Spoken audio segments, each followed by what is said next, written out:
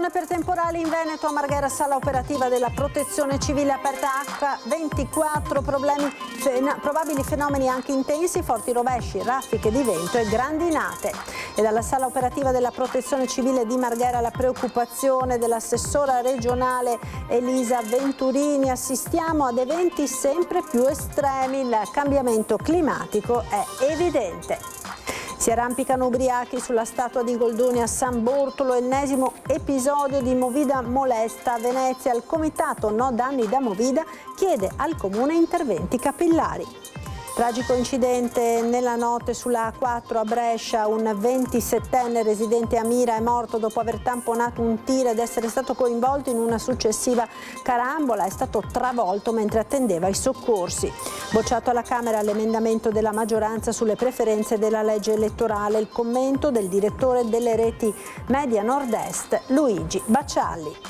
Conto alla rovescia per la festa del Redentore, parla Antonio Parente della ditta che realizzò per la prima volta i fuochi d'artificio nell'edizione del 1989, quella del famoso concerto dei Pink Floyd. Buonasera, ben ritrovati con l'edizione di Venezia dei nostri telegiornali. In primo piano dunque l'ondata di maltempo che sta arrivando in Veneto in queste ore, allerta arancione su gran parte della regione per temporali, vento forte e grandinate tra prealpi e pianura con probabili fenomeni anche intensi. Aperta 24 ore su 24 la sala operativa della Protezione Civile a Marghera e proprio con la sala operativa andiamo a collegarci in diretta con Edi Caliman. A te buongiorno.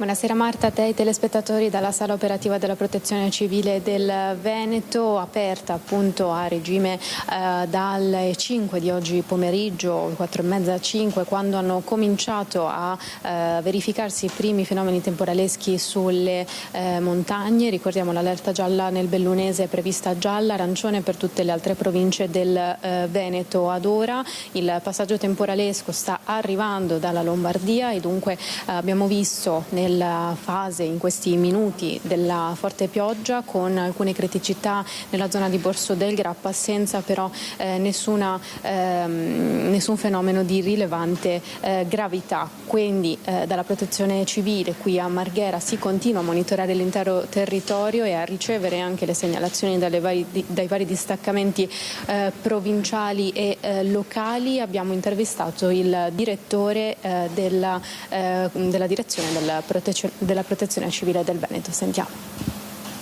L'allerta è arancione su tutta la regione tranne la zona del Bellunese, VNA, dove l'allerta è gialla. L'allerta durerà per la giornata di oggi e potrebbe sforare alcuni fenomeni nelle prime ore della mattinata di domani. A livello operativo abbiamo le sale operative aperte sia del centro funzionale decentrato che la sala operativa regionale dove siamo adesso, e quindi con un costante monitoraggio del territorio pronti a dare supporto in ogni necessità. I fenomeni sono appunto temporaleschi e quindi con il rischio di forti grandinate, forte vento e anche precipitazioni localizzate intense e con puntualmente valori anche consistenti. Centro funzionale decentrato che ha diramato l'allerta arancione, dunque dall'assessora all'ambiente e alla protezione civile della Regione Veneto Elisa Venturini la raccomandazione di eseguire tutte le procedure e mettere in atto tutti i comportamenti necessari previsti per un'allerta di questo tipo, un'allerta che prevede appunto temporali intensi come è stato detto dal direttore e ovviamente si fa riferimento anche al grande caldo che ha colpito il Veneto e non solo, tutta l'intera penisola italiana di questi giorni e dunque l'intensità dei fenomeni che si stanno verificando in queste ore. E poi abbiamo sentito l'assessora anche sull'allarme diramato da alcuni telefoni arrivato da Google proprio per temporali estremi. Sentiamo. Stiamo verificando appunto anche dai monitor, quindi l'arrivo di questa ondata che dalla Lombardia arriverà verso il Veneto e appunto seguiremo passo passo la situazione attraverso l'attivazione, in questo caso della nostra sala operativa, senza adesso voler dire ma il cambiamento climatico penso che sia abbastanza evidente guardando il dato quotidiano di quello che sta succedendo, cioè questo succedersi di allerte dove noi abbiamo delle giornate con un calore intenso, con notti tropicali che fino a qualche anno fa non c'erano. Quest'anno, solo a giugno, ne abbiamo avute 11. Si alternano poi a situazioni dove si verificano precipitazioni violente, eventi estremi. Il fatto che vengano diramati anche informazioni, messaggi, indicazioni di allerta sta ad indicare che un'attenzione, una prudenza deve essere mantenuta da parte del cittadino. Arrivano molte segnalazioni, l'ha ricevuta anche lei da Google stesso, di allerta temporali estremi, un'allerta che non era mai stata verificata, successa prima da allora che arrivasse direttamente da Google ai cellulari privati. Sì, adesso stiamo appurando esattamente da dove arriva e con che modalità per cercare di capire un messaggio così che di fatto è un messaggio anonimo, perché per quanto arrivi da Google, voglio dire, non c'è la certezza di sapere chi è il soggetto che poi lo dirama e se è attendibile poi. Ci siamo rivolti anche al Dipartimento Nazionale di Protezione Civile per capire se avevano qualche informazione in più, però non ci hanno dato indicazioni, quindi appureremo anche in futuro adesso da dove è partito questo messaggio. La cronaca, ora si arrampicano ubriachi sulla statua di Goldoni in campo San Bortolo, ennesimo episodio di movida molesta a Venezia. Interviene il comitato No ai danni da Movida che chiede all'amministrazione comunale interventi capillari di informazione per i turisti, insegnando loro a rispettare la città. Arrampicati sulla statua di bronzo di Goldoni, stesi a terra come se campo San Bortolo fosse un prato, l'incrocio tra le calli utilizzato per i propri bisogni o per vomitare qualche drink di troppo, schiamazzi e urla fino alle 4 del mattino. È la denuncia di alcuni residenti di campo San Bortolo, poco distante dal ponte di Rialto, che la sera tra lunedì e martedì sono stati ripetutamente svegliati da alcuni giovani turisti ubriachi che salivano e scendevano ripetutamente dalla statua. Non la prima volta che i residenti si trovano ad affrontare situazioni di movida molesta. Crescono intanto nel 2026 le segnalazioni al comitato No danni da Movida. In questi giorni 100 segnalazioni. Sono segnalazioni che il Consiglio direttivo manda alla Polizia locale inerenti il disturbo quiete pubblica, la mala movida, il debordo plateatici, i plateatici abusivi. Segnaliamo l'occupazione suolo pubblico di clienti che mangiano e bevono seduti sui ponti, sugli scalini, usano i pozzi del 1300 a mo' di vassoio con bicchieri e piatti dei bar e dei ristoranti. Dal turista che si arrampica sul vaporetto a chi mangia nei pressi dei monumenti fino a chi si arrampica sulle statue, il comitato No danni da Movida chiede un intervento deciso dell'amministrazione e dell'assessore alla sicurezza. Ci dispiace molto vedere la città trattata in questo modo, però crediamo che a Venezia manchi l'informazione. Chiunque pensa che a Venezia può fare tutto quello che vuole, perciò quello che si potrebbe fare è una grande campagna pubblicitaria dove i divieti vengono scritti in tutte le lingue possibili. Ancora la cronaca, tragico incidente nella notte sull'autostrada A4 tra Brescia Est e Brescia Centro in direzione Milano. Un giovane di 27 anni di origine senegalese residente a Mira, Abdoleane Diop, ha tamponato un mezzo pesante ed è stato poi coinvolto in una successiva carambola con altri veicoli. Uscito dall'auto è stato travolto da un'ulteriore vettura in transito mentre attendeva i soccorsi. È stato poi soccorso dagli operatori del 118 e trasportato d'urgenza agli ospedali civili di Brescia dove è deceduto. Sulla dinamica sono in corso gli accertamenti della polizia stradale. Ed ora la politica. Bocciato alla Camera l'emendamento della maggioranza sulle preferenze della legge elettorale. Il commento del direttore delle reti Media Nord-Est, Luigi Bacialli. Ieri sono andate in onda anche sulle nostre reti delle immagini vergognose, mortificanti, deprimenti di parlamentari nominati che gioivano, saltavano sui banchi felici perché era stata affossata una legge elettorale che prevedeva le preferenze.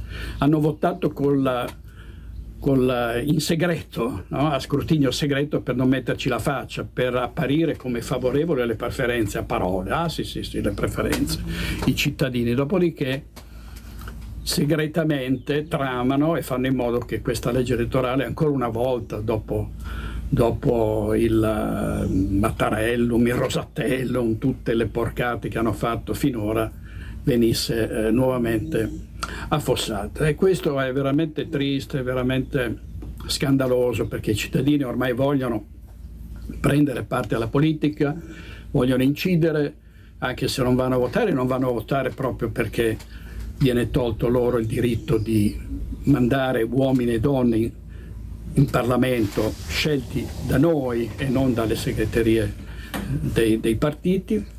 E ancora una volta ci ritroviamo in questa situazione. Destra e sinistra non conta, il centrodestra si è spaccato, i franchi tiratori erano della Lega di Forza Italia, probabilmente ci sarà anche una crisi di governo. Sarà anche interessante capire come hanno votato i parlamentari veneti, che dicono sempre di essere dalla parte del popolo sovrano. Dalla parte del popolo sovrano un bel niente, perché ancora una volta siamo stati presi per i fondelli. Come dice il generale Vannacci, saranno eletti mogli, amici, conoscenti, amanti dei capi al potere, e questo è veramente riprovevole. Io spero veramente che alle prossime elezioni del 2027, se non ci saranno addirittura delle elezioni anticipate, vada a votare il 5% dell'elettorato, in modo che a quel punto, in teoria, elezioni col 5% dell'elettorato, il 10%, il 15% dovrebbero essere invalidate. Se lo merita questa classe politica incivile, incolta, greve, volgare e cinica. La cronaca giudiziaria, ora. Pasquale Aita, il clochard noto soprattutto a Piazzale Roma, è stato condannato in primo grado a 4 anni di reclusione per aver distrutto a martellate una telecamera di videosorveglianza del tribunale. Il giudice Enrico Ciampiglia ha accolto la richiesta del pubblico ministero Marco Magini. Al momento della lettura della sentenza, Aita ha gridato "Free Palestine". La difesa valuterà ora se presentare ricorso, mentre restano aperti altri procedimenti a suo carico per vandalismi, danneggiamenti ed altri reati. Ed ancora cronaca con un doppio intervento dei vigili del fuoco questa mattina. È uscita di strada poco dopo le 12:30 in località Strada Fortuna in comune di Caorle, finendo quasi in un canale. Fortunatamente l'automobilista, una donna di 39 anni, è rimasta illesa, ma per aiutarla ad uscire dall'abitacolo sono dovuti intervenire i vigili del fuoco di Portogruaro. Per recuperare il mezzo è stato invece necessario l'intervento dell'autogru della sede centrale di Mestre. Sul posto anche le forze dell'ordine per i rilievi di competenza. Circa un'ora prima i vigili del fuoco erano intervenuti in via Caballo a Mira per l'incendio di un trattore. Sul posto la squadra del distaccamento di Mira e un'autobotte dalla sede centrale di Mestre. All'arrivo delle squadre il mezzo agricolo era completamente avvolto dalle fiamme. I vigili hanno rapidamente circoscritto e spento l'incendio, evitando il propagarsi delle fiamme alla vegetazione e alle aree circostanti. Nessuna persona è rimasta coinvolta. E torniamo ora a parlare della pericolosità della statale Romea, fermata del bus molto pericolosa, dove tante persone prendono appunto l'autobus per andare al lavoro. La denuncia arriva dalla CISL, che ha portato la questione in prefettura. Questa è la situazione che denunciamo ormai da molto tempo, direi da qualche anno.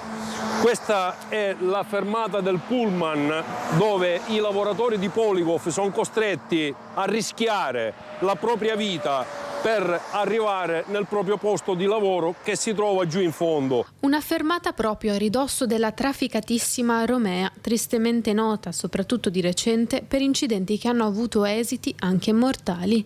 Nessuna paratia, nessuna segnalazione visibile da lunga distanza per gli automobilisti, nessun posto dove potersi riparare dalle alte temperature d'estate e dal freddo d'inverno. La denuncia della CISL di Venezia. Non abbiamo neanche le strisce pedonali che permettono di attraversare, qualora chi proviene da Chioggia deve recarsi in azienda, quindi attraversare la strada per andare nel proprio posto di lavoro, è un rischio ogni giorno. A rischio i lavoratori della Poligof, stabilimento che oggi occupa circa 250 persone e che produce componenti plastici per il settore igienico-sanitario. Siamo qui ad aspettare il pullman sotto 36 gradi. E non mi sembra neanche umano una roba del genere. Quindi possiamo pensare anche quando ci troviamo nelle stagioni invernali, dove oltre alla pioggia abbiamo anche la nebbia che mette a rischio i lavoratori per attraversare la strada e recarsi al proprio posto di lavoro. Ecco, questa è la situazione che noi stiamo denunciando ormai da troppo tempo. Come FEMCA CISL siamo fermi e da qui in avanti si prospetteranno delle iniziative importanti affinché qualcuno ci ascolti. Partito il conto alla rovescia per la festa del Redentore, lo spettacolo pirotecnico straordinario che si rinnova e si evolve ogni anno. La ditta che lavora da mesi all'allestimento è arrivata proprio oggi in laguna. Lo spettacolo pirotecnico sul bacino di San Marco rappresenta il momento più suggestivo della ricorrenza del Redentore a Venezia. Fin dalle origini, la festa nata nel 1577 per celebrare la fine della devastante epidemia di peste che provocò in città circa 50.000 vittime, prevedeva l'accensione di fuochi e l'uso di artiglieria. Oggi questa tradizione si è evoluta in un grandioso spettacolo pirotecnico moderno. Tutto è cambiato, è evoluto, le coreografie, i disegni, e poi negli ultimi 10 anni abbiamo ampliato il fronte di fuoco al massimo della distanza di sicurezza disponibile in bacino, quindi sfruttiamo tutto lo spazio al meglio possibile. Antonio Parente lavora per la ditta che realizzò per la prima volta i fuochi d'artificio del Redentore per la festa del 1989, quella del famoso concerto dei Pink Floyd. Dal punto di vista pirotecnico, un'era geologica fa. Abbiamo un fronte di fuoco di 400 metri, che è una cosa molto impegnativa ed è cambiato tantissimo. Una volta era molto più semplice, c'erano solo pontoni grandi, adesso sono stati aggiunti negli ultimi anni dei galleggianti più piccoli per allargare il fronte, fare coreografie più dinamiche e più spettacolari.